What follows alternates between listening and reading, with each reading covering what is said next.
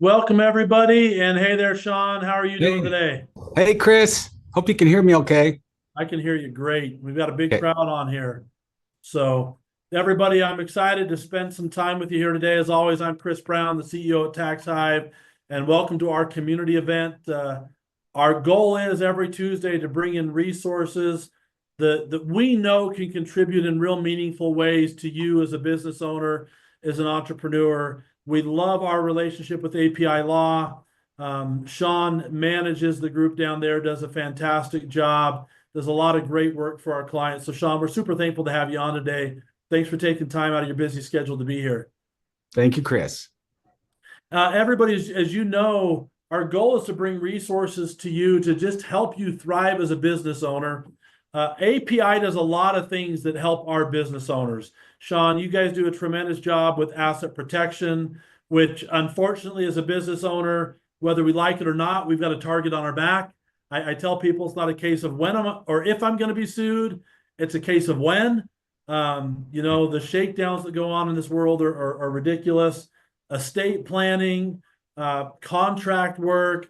But today we're going to step a little bit outside of that box. But certainly, if any of you need that kind of help, please reach out to API or reach out to Tax Hive, and we can put you in touch with API.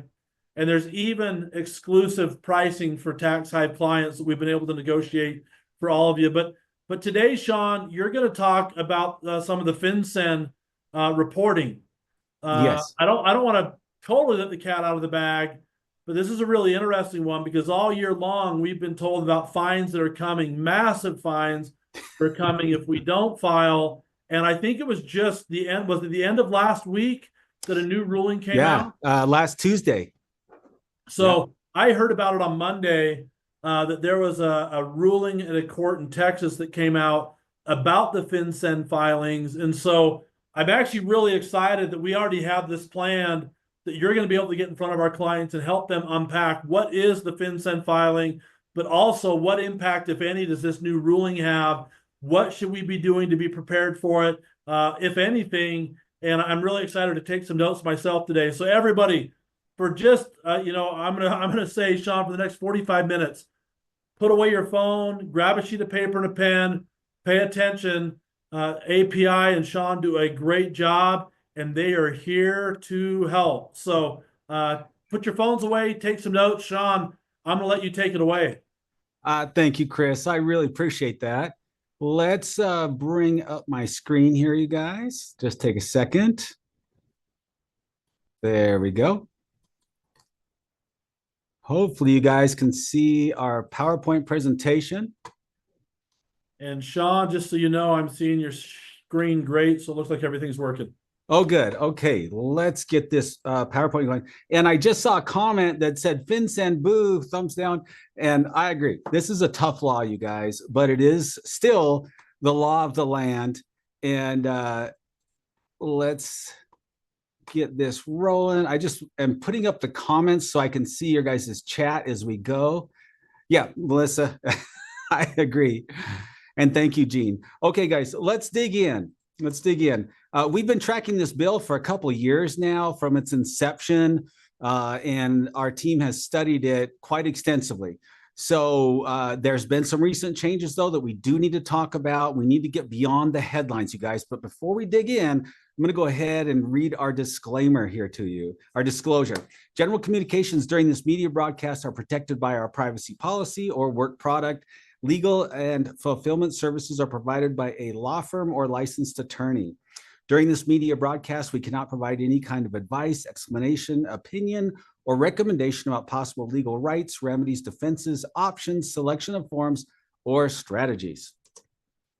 So today's agenda, you guys, why did they enact the Corporate Transparency Act? We'll call it the CTA going forward as much as possible because it's a long name. Who is FinCEN? It's kind of a weird abbreviation there, you guys. We're going to talk about a Texas judge's recent ruling and how it's kind of thrown everything upside down. Who is mandated to file under this law, the Corporate Transparency Act?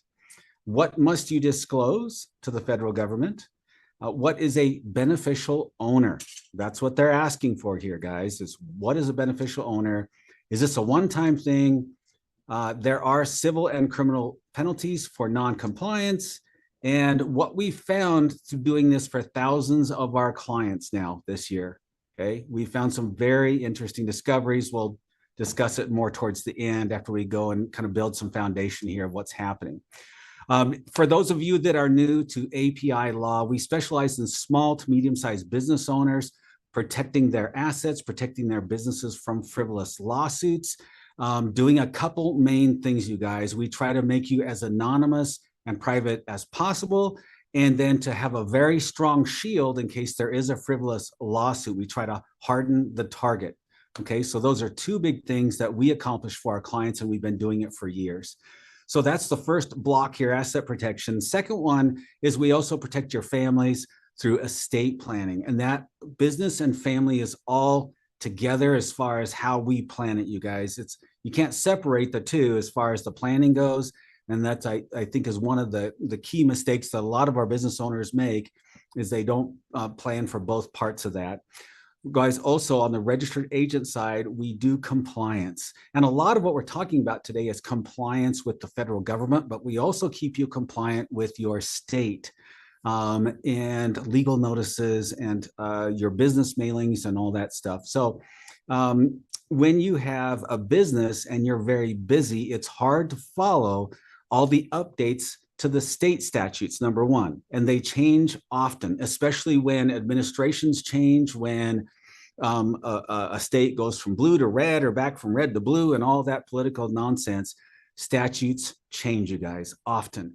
So this is not a DIY thing, keeping in compliance, hence why we wanted to give this webinar today to our wonderful Tax Hive referral clients. Okay, so that's a little bit of what we do. We've got a lot of great attorneys. We are all over the country, and we've got an amazing paralegal team.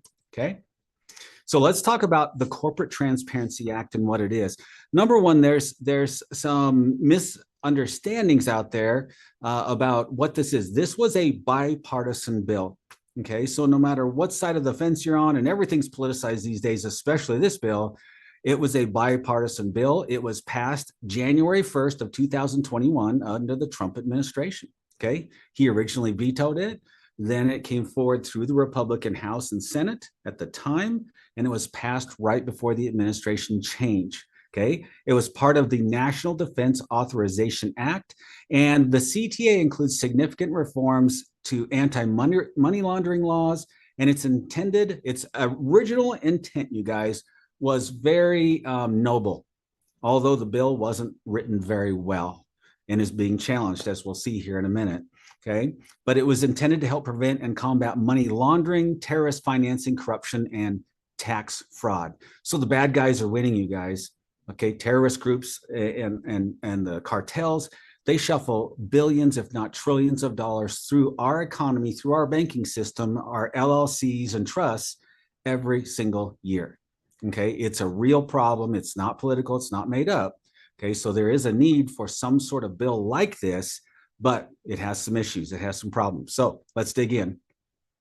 First of all, who is Fincen? It's the Financial Crimes Enforcement Network under the Treasury Department. It's a sister department, if you will, to the IRS. They have a lot of teeth and they have a lot of power. Okay, so we want to make sure our businesses are in compliance. All right, let's dig in here.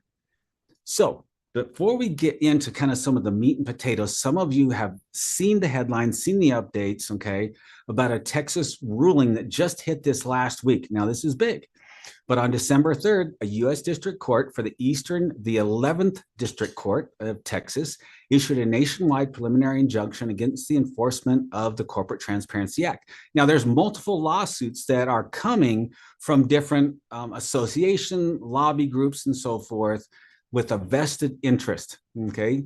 Associations and lobby groups, you guys, have their existence is all about there being a problem. And if problems go away for their constituents, they no longer get paid, especially their attorneys. Okay, so as soon as this bill was enacted, these different associations put on, a massive surge of lawsuits against this bill.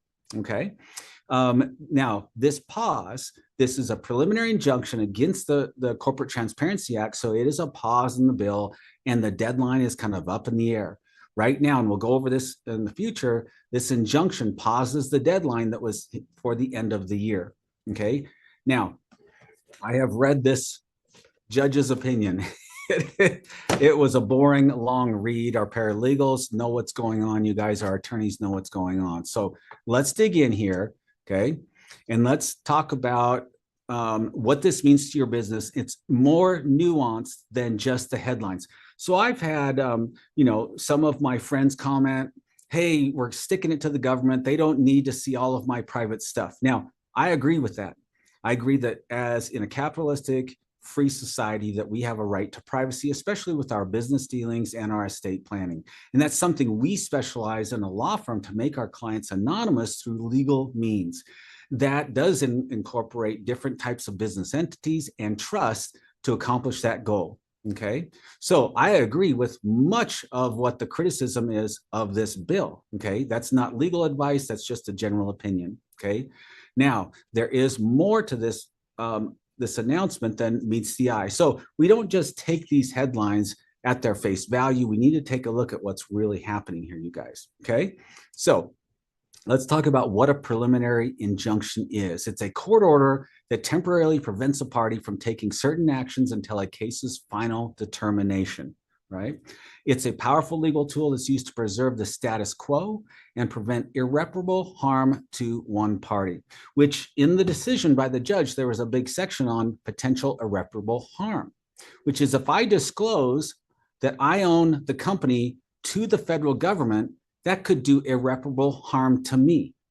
Okay. Now, that's what was argued and the judge agreed with in this decision. So he paused this preliminary injunction, which is not permanent. Okay.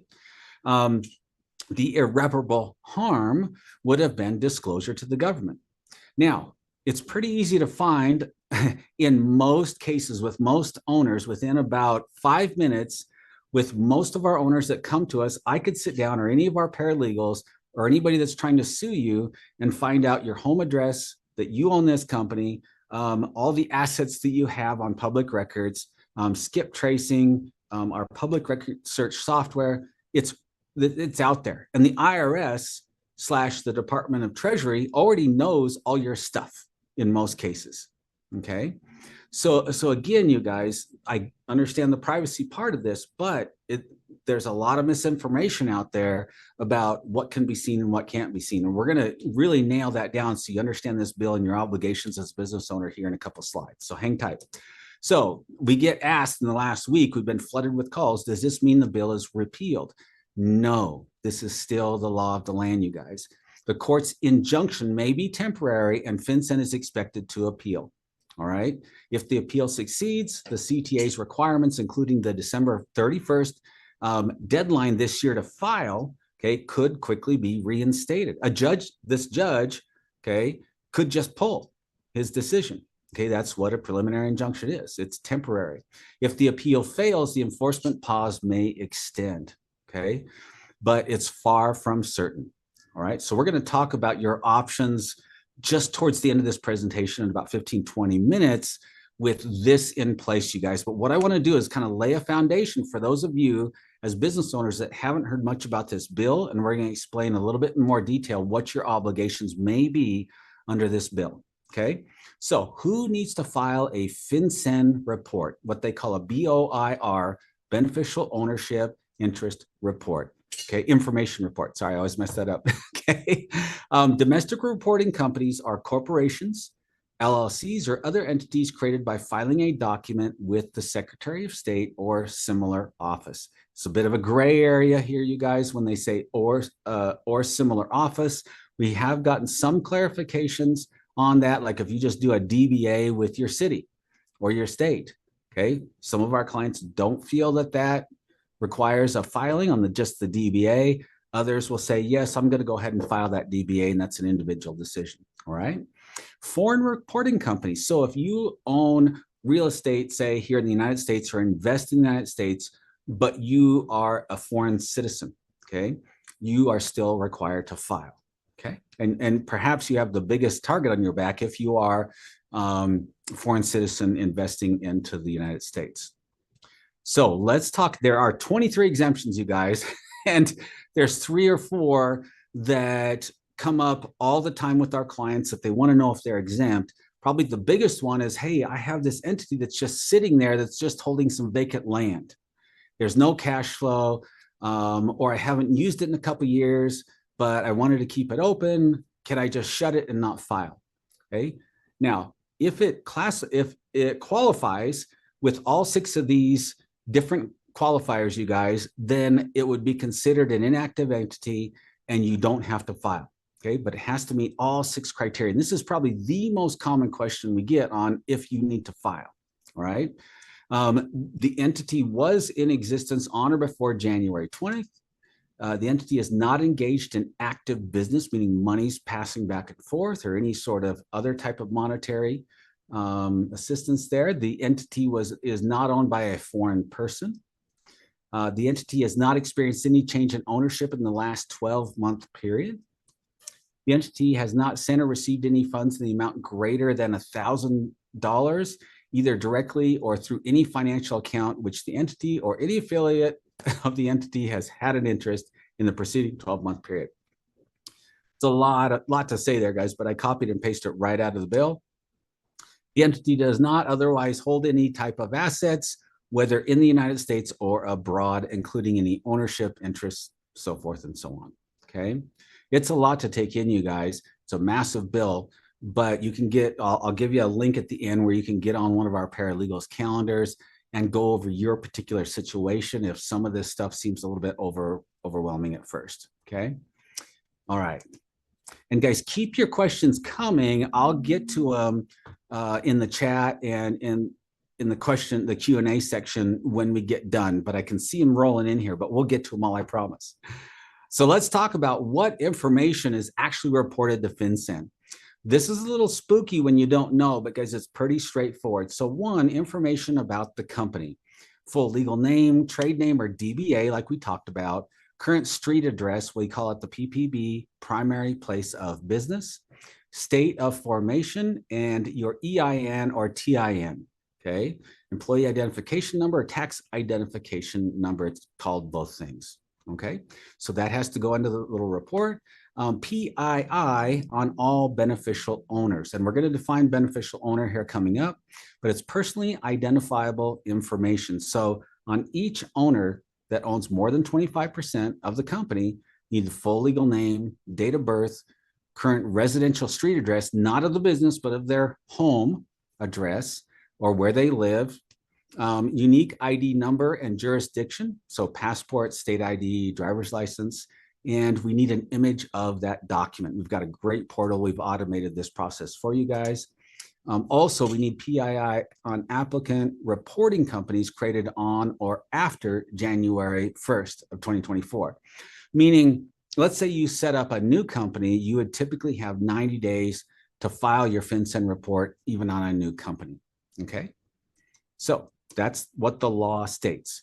Let's talk about what the public can actually see. So you're reporting this to the federal government, okay? It's going into their servers, their database, okay? It's not out on a public website, just so you know.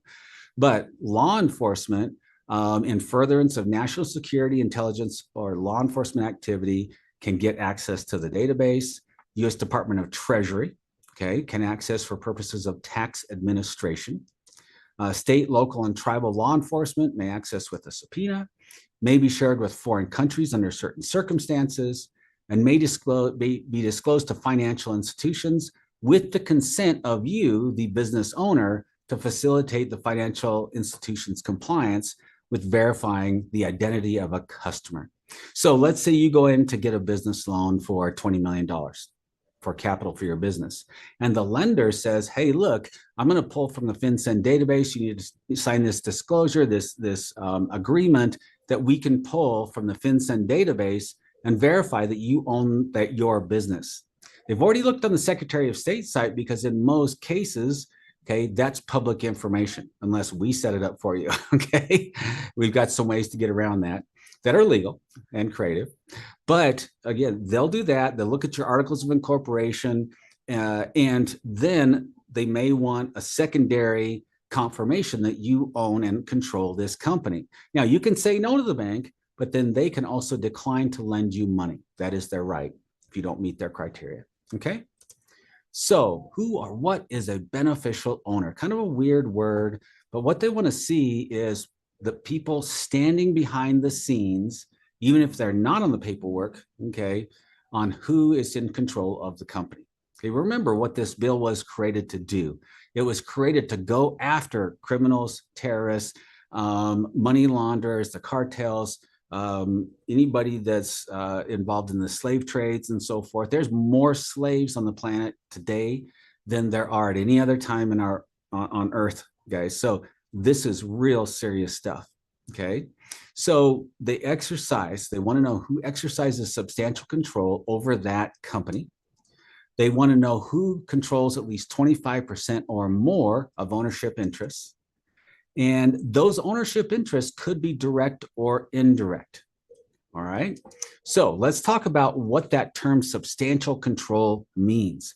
It identifies key individuals, as we said, standing behind and directing actions of the company.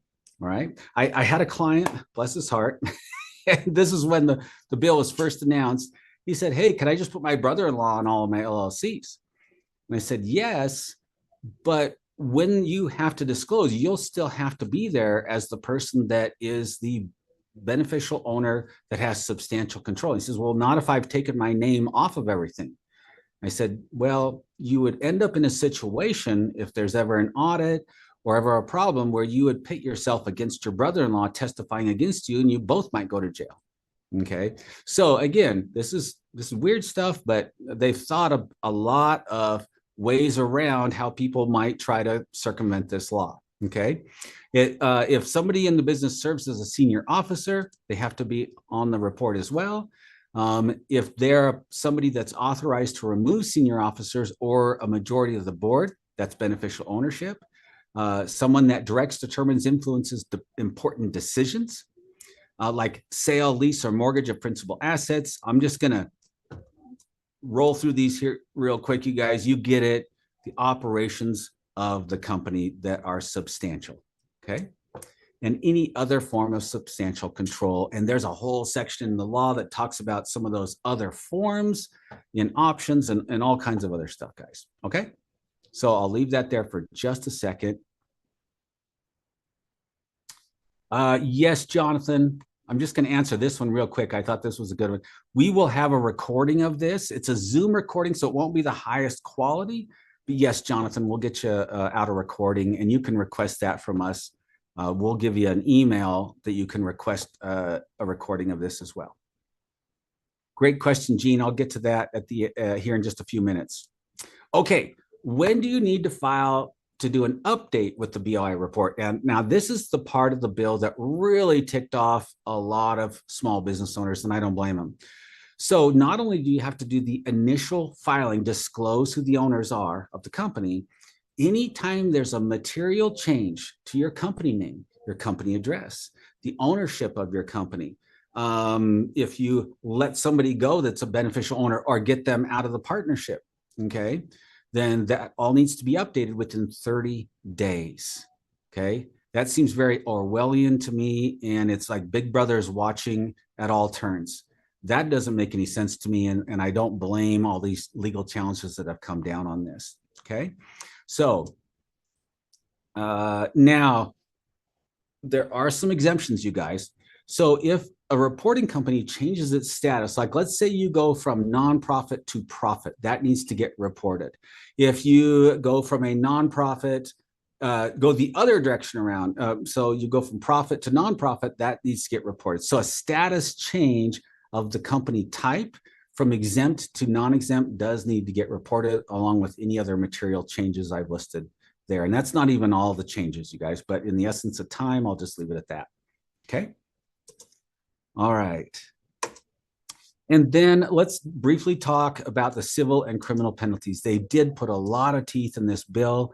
It's up to $567 per day. Even though I put $500 a day, The bill says adjusted for inflation. So when they wrote the bill back in 2020 and 21, it was adjusted for inflation. And as we know, inflation has not been kind.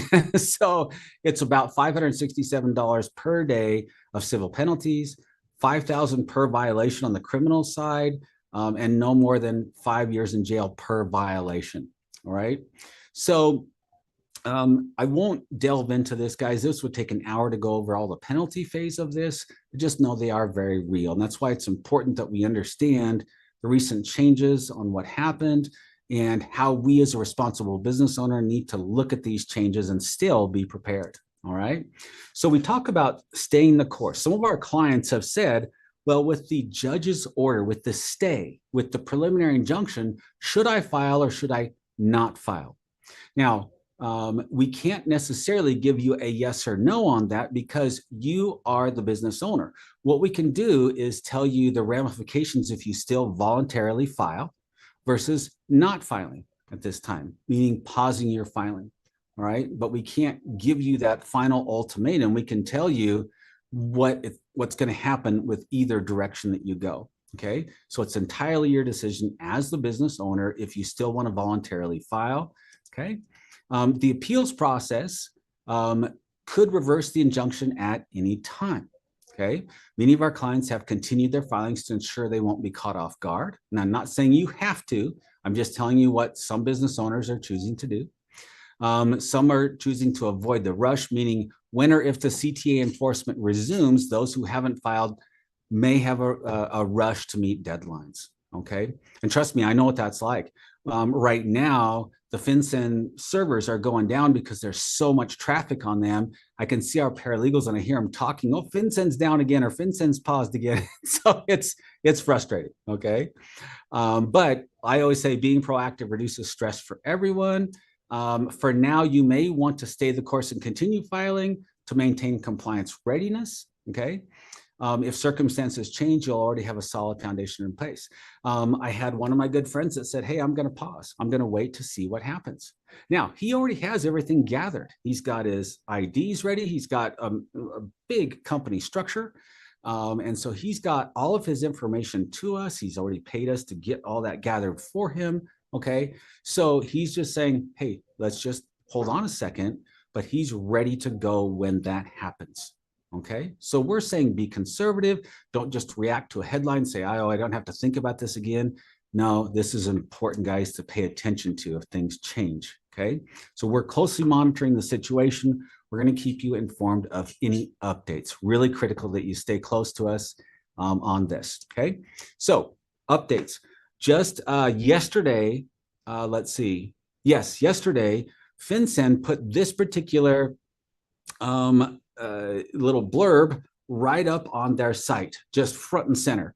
And I'm going to read this to you guys. This is important. Okay. Speaking of updates, please note that beneficial ownership information reporting requirements have been affected by a recent federal court order. The Department of Treasury is appealing that order. So now we know. We didn't know up until yesterday if they were going to appeal or not. Okay. In the meantime, reporting companies are not currently required to file a BOIR and are not subject to liability if they fail to do so while the applicable order remains in force. Okay. However, reporting companies may still opt to file a BOIR. So has the law been repealed? No. Could the law come back at any time? Yes. Now, what are the odds of it coming back? We don't know. What are the odds with the new administration? Well, this was a bill that was bipartisan for real, meaning it was passed and put together by Democrats and Republicans, okay, vetoed in 2020 by the president at that time, okay, and then it was snuck through in January of 2021 by a Republican Congress, okay, passed weeks before the administration change, okay. There's a lot of reasons why a lot of politicians, our lawmakers, believe this is a good thing. If I were a betting man, I would say the law is probably going to stay in place, but there's going to be some major overhaul, especially on that updating requirement. Now, don't take that as legal advice, you guys. Okay, in my study, I've seen both sides of this coin and so forth, but I'm conservative, so I'm not going to necessarily play chicken with the government on this one. All right. So let's talk about how you can defend your business, and hang in there with me, guys, because I'm going to talk about something we discovered as we went along with this process with our clients over this last year. Okay. Number one, we have a quiz you can take to see for free if your company needs to file. Okay. If you need to prepare to file, okay, while this preliminary injunction is in place. All right.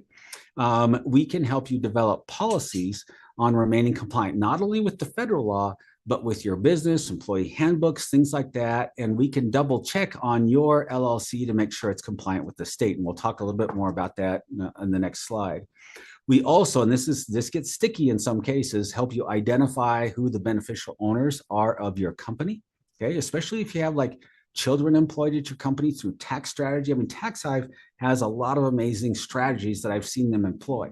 Okay, with partnerships, with children working for you, with the Augusta rules, all these different things. So we often go back and forth with their CPAs to make sure who's in control and that we are getting this right based on the structures that may have been set up. Okay. We help you gather that information that needs to be reported. We've got an automation system that does this on the updating as well. And the biggest thing here, guys, today is that you're assessing your risk. For me, like I said a moment ago, I usually don't play chicken with the government. Okay.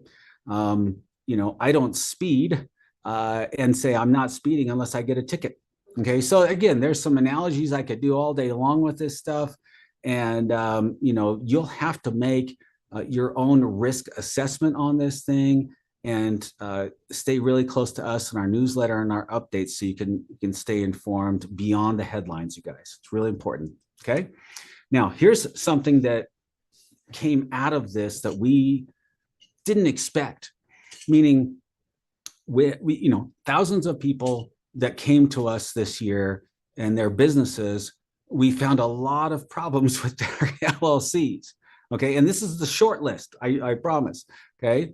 So we've been doing a lot of LLC cleanup this year, like not having any operating agreements in place, no anonymity whatsoever for their business, meaning easy to see who owns it, easy to see who to sue.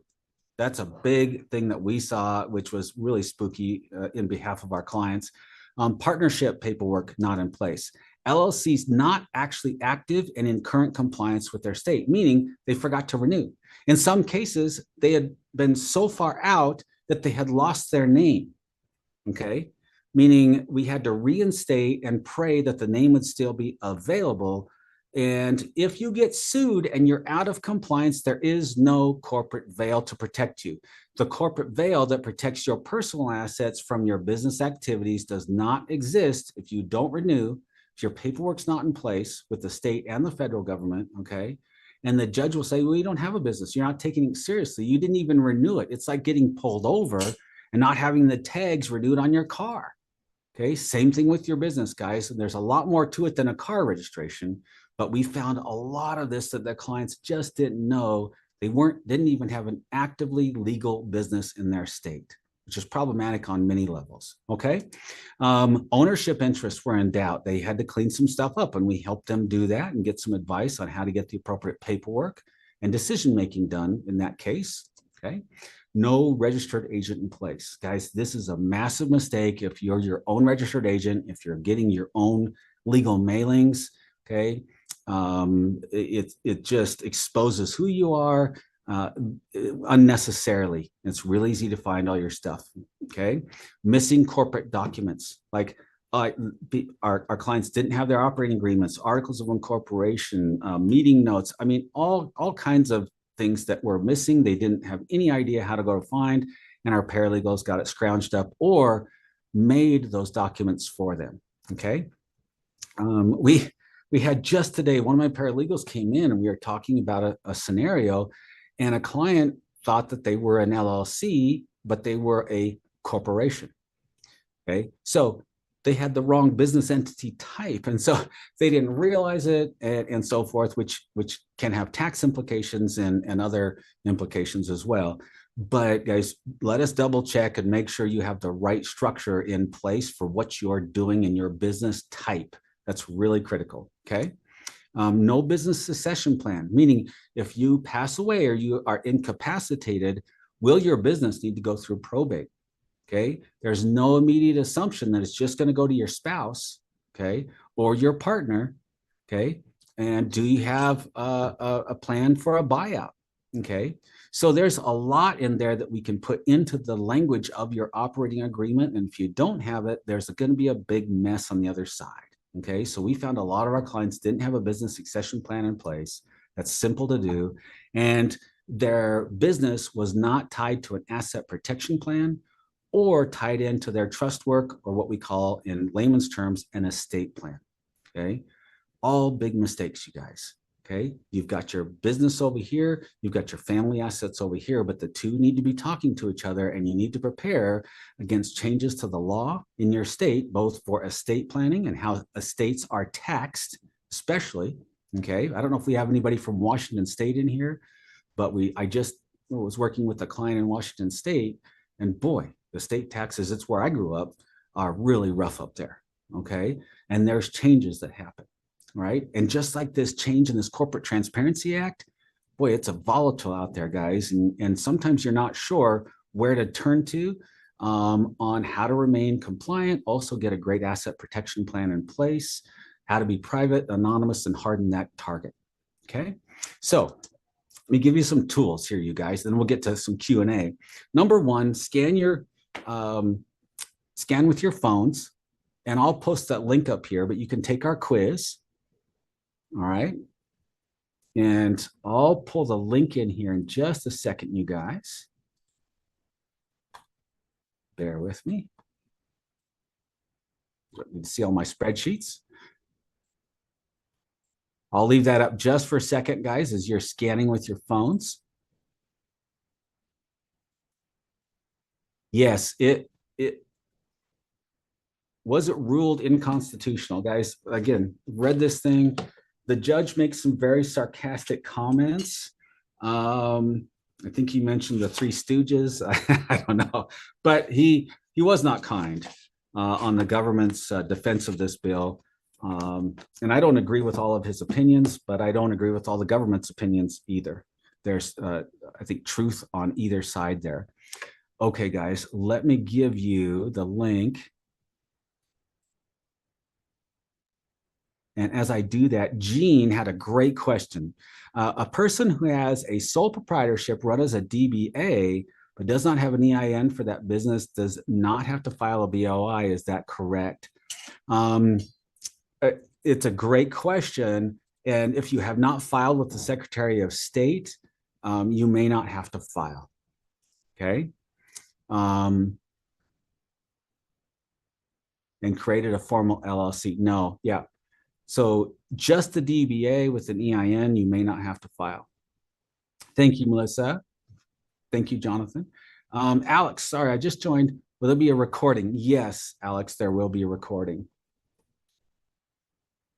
Great questions. Okay, guys, let me pull up this link for you. You mind if I jump in real quick, Sean? Oh, yeah, go ahead. I was going to say two things. Number one, I've actually got the link right here. Oh, and perfect. I'm in the chat box. So if everybody wants to go to the chat box, I'm going to post the link for everybody in the chat box. So if for some reason you can't scan it with your phone, if you go right into the chat box, there's a link that I posted, and you can click on the link there and go right to take the quiz. And what I would say is this, we have, sorry, I got a cough today. We have let me get you the actual number, 75 people on here today, Sean. Yes.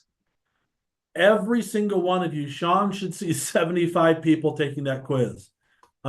Every single one of you, it's a free thing that API is doing. Absolute opportunity to just go take that quiz. So I would just say, everybody go take the quiz. It looks like, Sean, you then put in, is that the link to the corporate transparency? Yeah. So what this link is, you guys, and I'll pull it up here. I've got a little bit of lag, so I apologize about that. We put together a frequently asked questions page with some updating on the bill at the top, but it does also have a link to the quiz there. And thank you, Chris, for posting that direct link. We have a replay of this content, you guys, minus the latest update from the judge. but that's a much more detailed breakdown on the bill if you want to go watch that replay.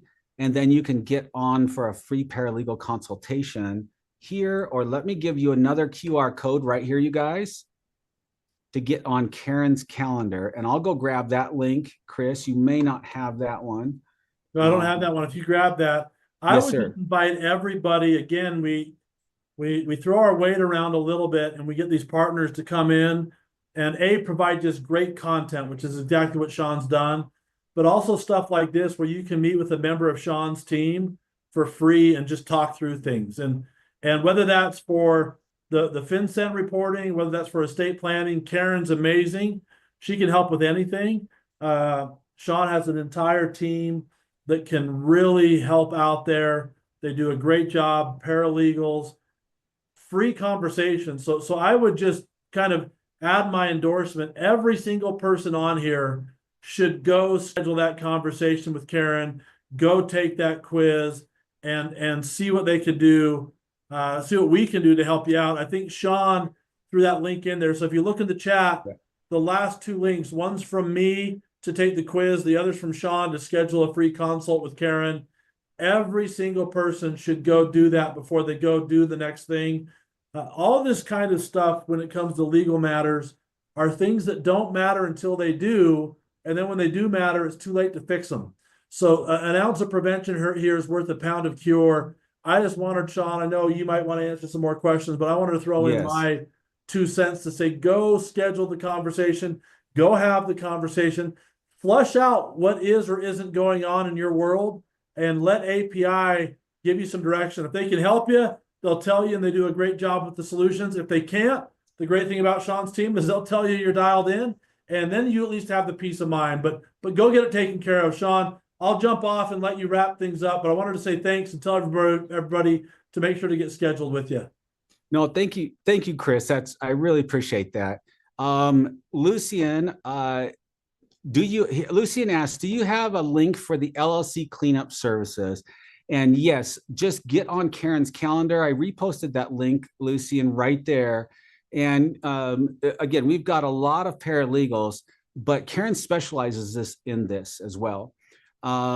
So here's how the appointment would go. Okay. You can ask any general questions about the Corporate Transparency Act, and she's going to quiz you a little bit about your company, what's going on there, ownership, kind of how you're structured currently.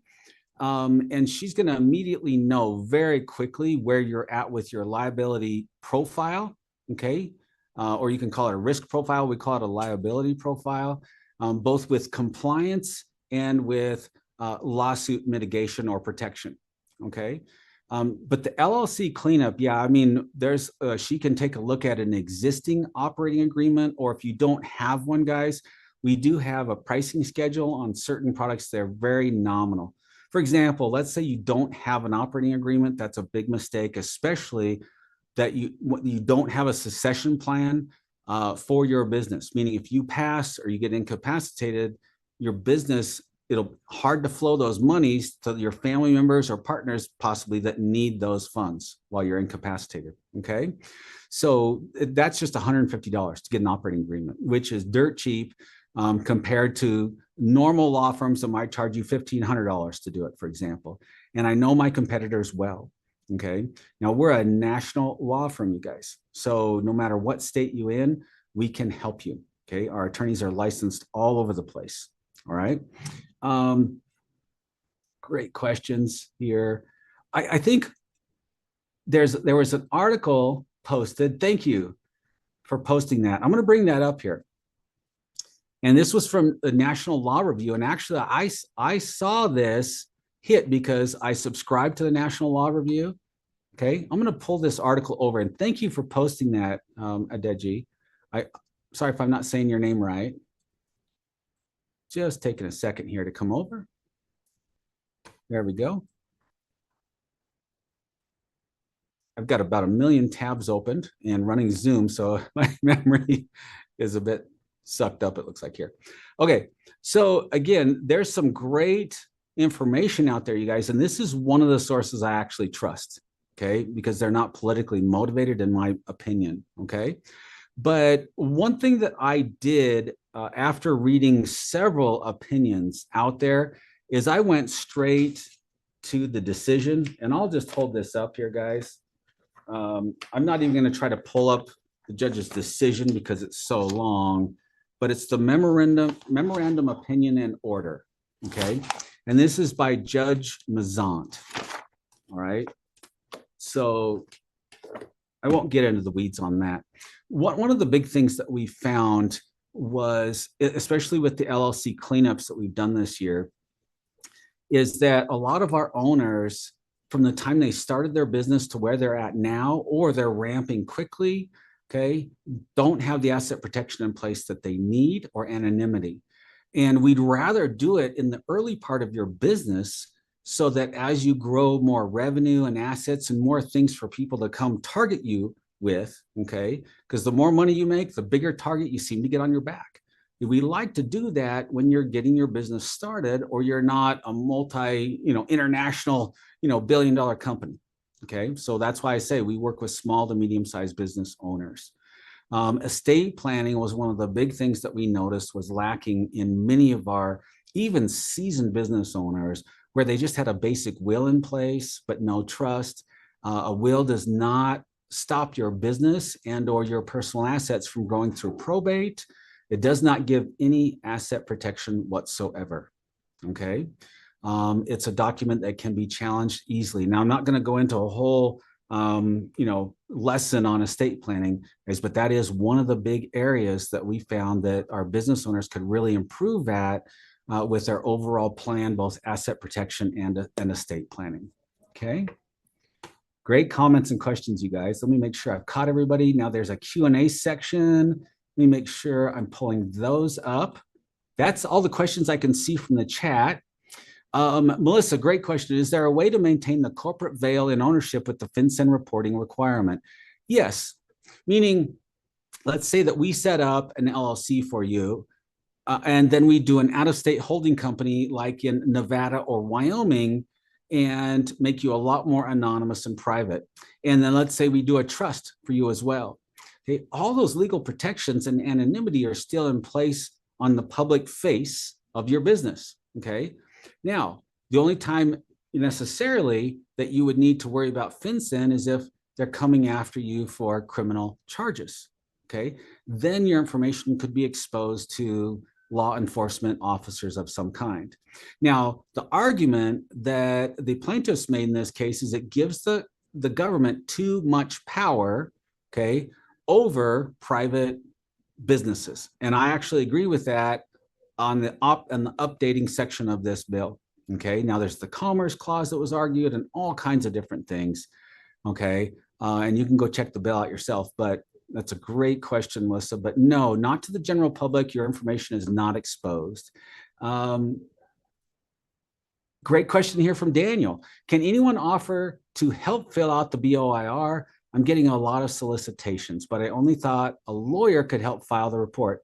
No, I mean, this one, I would certainly seek legal advice before that form fills out, because it's the same thing as doing your taxes. So for years with my rental properties and such, for probably 3 or 4 years, I did my own taxes, made a few mistakes, paid some extra taxes I shouldn't have or didn't need to. Okay. So yeah, I can do my own taxes. You can give yourself your own legal advice, but I highly recommend you don't when it comes to asset protection and especially government compliance for your business. Okay. So anyone can fill out the BOIR forms. Now, what we do is we have an automated system that does that. Okay. You come on, fill out some stuff on our questionnaire, and then we tap into the Fincen site. Okay. But yeah, you can have your brother-in-law do it. You can have your CPA do it. But I'm not recommending that you have somebody that's not trained in business compliance give you advice on what the bill says or what things to put in the fields on that Fincen report. Okay, so that's just my general advice, Daniel. And that's a great question that we get asked a lot. Matt says, I filed the BOI with Fincen and remember seeing successful submission, but I never got an email and can't get them to confirm I submitted. You're not alone, Matt. Okay. we may be able to help you. Get on Karen's calendar. She has gone back and forth with Fincen. They are taking forever to answer anything. So we started asking them questions like a year ago on things that we needed answers to on this bill on behalf of our clients, and they are very slow to respond. Okay, it's kind of like dealing with IRS. Nothing happens quickly. All right. Yeah, call into us, Matt, and see if one of the paralegal team can help progress that along. Okay. Another question from Melissa. Thank you. Does the preliminary injunction have any impact on the 90-day requirement for new entities created after the first year? Yeah, that is also stayed, meaning if you set up a new LLC, you don't have to file in 90 days. Okay. Our general advice to our clients is be ready to file with everything. Okay. Let us help you gather everything up, and so we can immediately get it filed through our system is what we're saying. Okay. So great question, Melissa. If the owners of an LLC are multiple other LLCs, kind of like that daisy chain I just described with holding companies and possibly trusts, can the owner be listed as the LLC? No, the beneficial owner always has to be a human being. It cannot be another company. Always has to be a human being. And if so, what is the documentation provided in lieu of a driver's license? We've been asked that. Can we just submit our EIN number? I had a good buddy of mine that's been a client of ours for years that said, Sean, can I submit my EIN number instead of my social? And this was setting up a new business, right? I said, no, it's not the way it works. Not the way the government works here as well, Melissa. There has to be a human being. The person standing behind the entity controlling it is who needs to get disclosed. But that's a great, here's some politicking. I blame liberals for this law. It was definitely bipartisan. And I hear you that, you know, I'm conservative, but I understand the sentiment there, but this was definitely bipartisan. It was headed up by Marco Rubio, who's a very popular senator out of Florida. He was one of the leads on this particular bill. Melissa says, for the no anonymity LLC cleanup, what are most common issues your organization has seen? General recommendations. A couple things. We mentioned the registered agent earlier. Also, who your managing members are shown on the Secretary of State site, meaning if you're showing yourself, your legal person as the managing member, and you own that LLC that does business with the public, a couple big problems with that. One, it's going to show up on the Secretary of State site. Okay. Now, if you have a holding company that's based out of state, like in Nevada, Wyoming, Delaware, okay, you can have that own your in-state business. So as opposed to your name showing up, it would show the Wyoming holding company, whatever that name is, as the managing member / owner. And when they go to that state site, if it's set up properly, okay, there's also nuance with that, okay, it won't show who the legal owners are. Okay, so that's one big technique that we can do and make sure that's set up in a compliant way. Another thing is, guys, that sometimes when you file annual meeting notes and so forth, or you have organizers, meaning the person that has organized the LLC in certain states, okay, let that be us. A lot of people put their own names in Wyoming or Nevada, especially in Wyoming, as the organizer, and all of a sudden they've blown their whole anonymity. So there's a lot of little subtleties about doing it the right way. Now, certain states like Nevada versus Wyoming versus Delaware, our paralegal team can go over which one might be best for you, the cost differentiation, and the speed of doing business and how fast those can get set up. That's really key, you guys, really key. Okay, great question, Melissa. Gilbert says, what if I have an LLC, but I'm not doing any business yet, and I've not done anything yet, okay? And you don't even have a business bank account. Do I still need to file? The answer would be yes, unless you met all 6 of those active criteria, okay? I'll bring that slide back up here as a reminder, Gilbert, and our legal team definitely can go over that with you in a bit more detail. Okay, I'm going to bring that one slide up because that's one of the most common questions on inactive entities. So Gilbert, if you meet all 6 of these criteria, then you do not need to file. And if you go through our quiz, we go through this as well on that quiz link. Okay. Another great question by Gilbert. What did they mean by reporting companies don't have to file? That's just, the reporting company is just a name, another name for any company that would be under this bill have to file legally per the statute. Okay. Melissa, doesn't there have to be a Fincen BOI on the holding company as well? Yes. Therefore, piercing the veil. Okay. So again, just to kind of get to the vernacular here, piercing the veil per se is not a discovery of who owns the business. Piercing the veil is if there's a lawsuit that's brought against the business and a judge deems that your legal person is basically an alias of the business because you, let's say, commingled funds. Okay, you used a company credit card to pay for personal things. Okay, and there's a myriad of things that, you know, could pierce the corporate veil. We mentioned a few. If your business is out of compliance, or you don't keep minimum bank account balances, and so forth, in certain states, a judge could say, we're going to pierce the corporate veil. And not only can the lawsuit or the judgment come against your business, it can also be penetrated into your personal assets. Okay, so that's number one, what they mean by piercing the veil. Now, if Fincen gets the ownership information of the holding company, say in Wyoming, that would not pierce the veil. But yes, the government ultimately wants to see who owns and who is in control, the legal person of the string of entities. Now, another big source of people that hate this bill are big Wall Street investment companies, security companies, banks, where there'll be a massive string of LLCs so that if there is a lawsuit that comes their way, it's 15 different venues that it's in, and you've got to do, you know, sue in multiple states. Purdue Pharma, maybe one of the classic bad boys of using this system for really bad purposes, meaning they had all kinds of trusts and LLC set up, a multi-billion-dollar company that invented, what was it, Oxycontin, knowingly, and they knew it was addictive. So it's a fascinating case to go study, and the cover-up that happened by the family members. But guys, they got everything out before all this reparation money could go to the states. They liquidated billions and billions and billions of dollars back to themselves because it was so hard to trace everything that they had set up. Okay, so I'm not making a judgment call on this, guys. You can study that case.